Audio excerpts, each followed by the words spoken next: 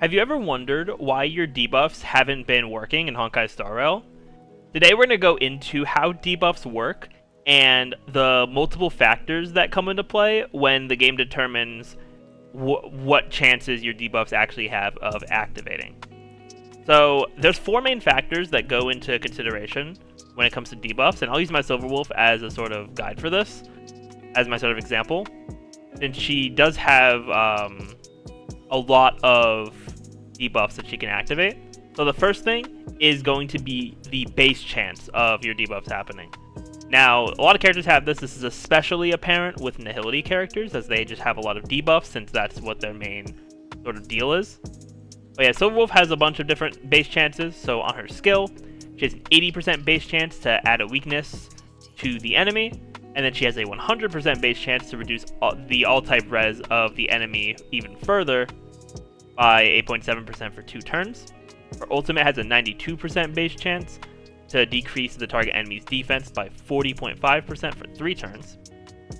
And then her talent has a 66% base chance to implant a random bug that lasts for 3 turns.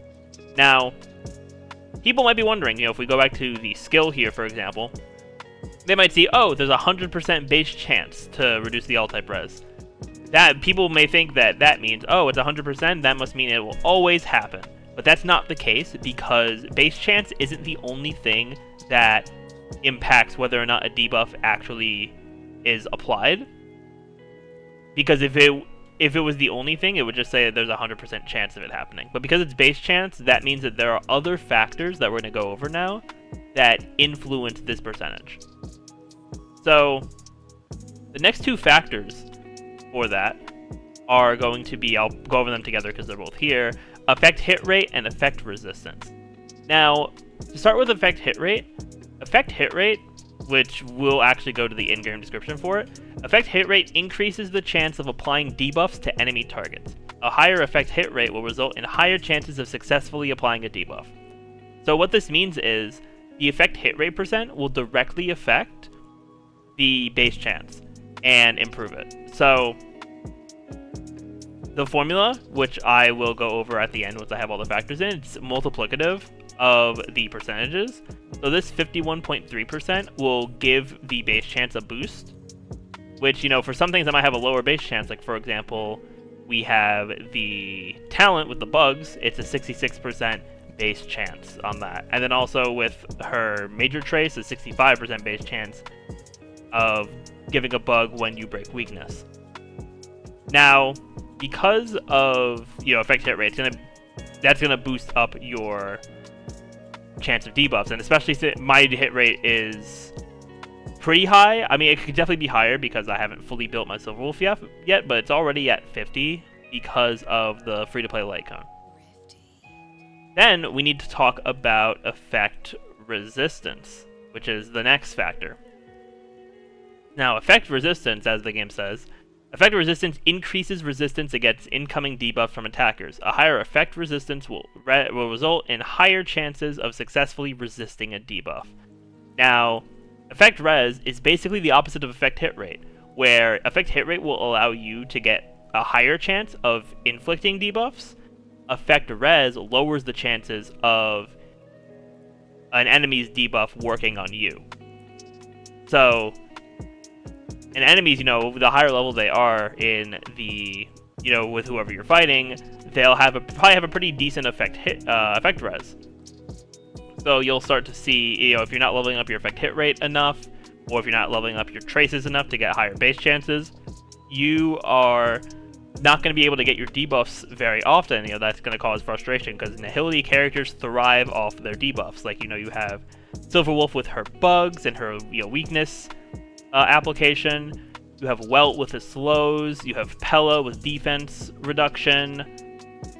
You have Sampo with his stuff. I'm once again not fully knowledgeable on Sampo, and then we're gonna have Kafka in 1.2. So yeah, we just have a lot of characters that benefit from that. And if you don't have them at a good enough effect hit rate with resistances from the enemies, you're not going to be seeing their debuffs happen as frequently, which is gonna really impact your fights. And especially if you're in those harder fights, if you're trying to, beat Forgotten Hall to get 3 stars on some of like the Memory of Chaos stages and stuff like that, you might end up missing out on like a 3-star or even a 2-star because you didn't get those debuffs, so your fight ended up taking a little longer.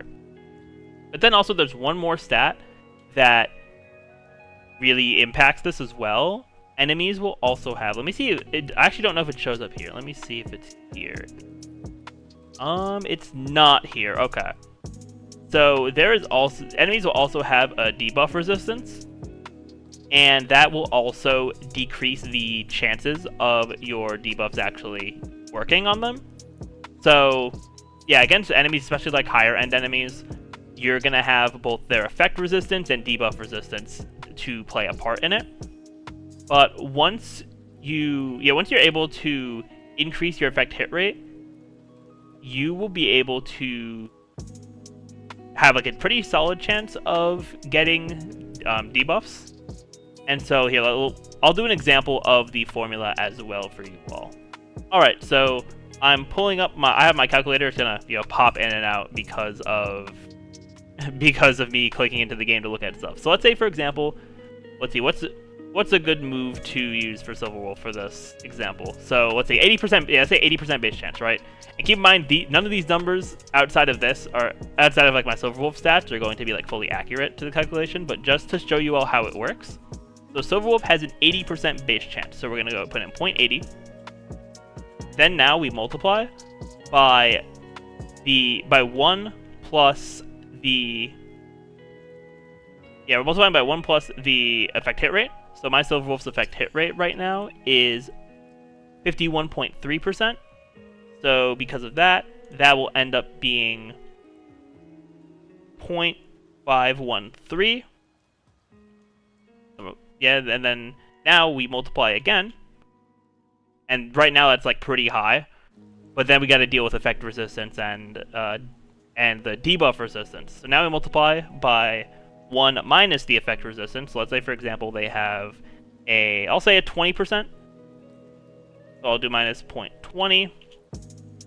And then we'll multiply again. And let's say they also have a 20% debuff resistance. So do 0.20. And that would give us a 91% chance to hit.